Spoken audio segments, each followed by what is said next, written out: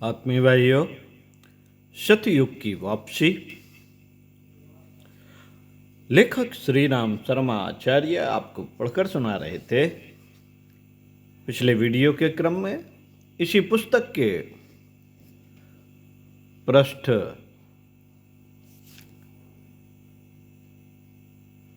21 से पढ़कर सुनाते हैं।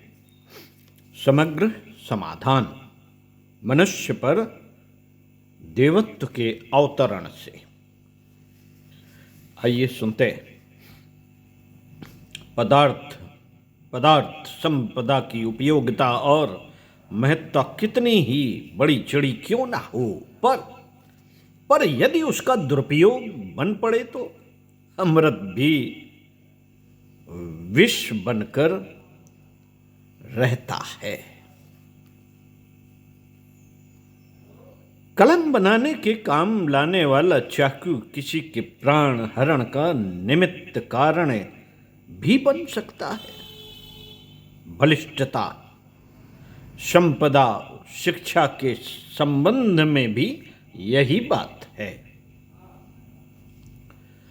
उनके सत्परिणाम तभी देखे जा सकते हैं जब सदुपयोग कर सकने वाली सद्बुद्धि सक्रिय हो।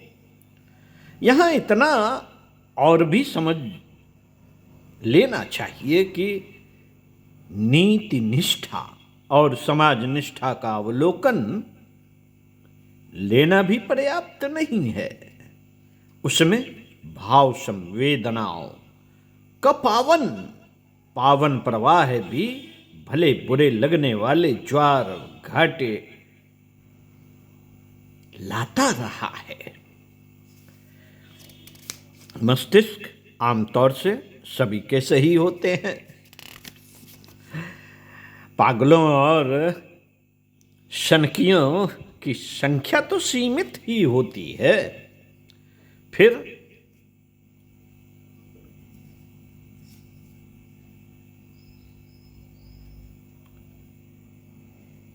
अच्छे खासे मस्तिष्क आदर्शवादी उत्कृष्टता क्यों नहीं अपनाते? उन्हें समर्थ ही क्यों सूझता रहता है? उन्हें अनर्थ ही क्यों सूझता रहता है? उनसे सुविधा, प्रसन्नता और प्रगति जैसा कुछ बन पड़ना तो दूर, उल्टे संकटों, विपन्नताओं, विभीषिकाओं का ही सृजन होता रहता है। इस तथ्य का पता लगाने के लिए हमें भाव संवेदनाओं की गहराई में उतरना होगा।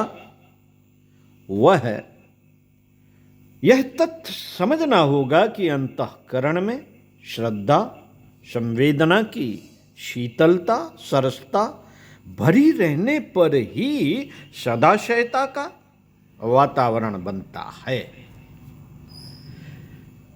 मानसिकता तो उस चेरी की तरह है जो अंतः श्रद्धा रूपी रानी की सेवा में हर घड़ी हुक्म बजाने के लिए खड़ी रहती है।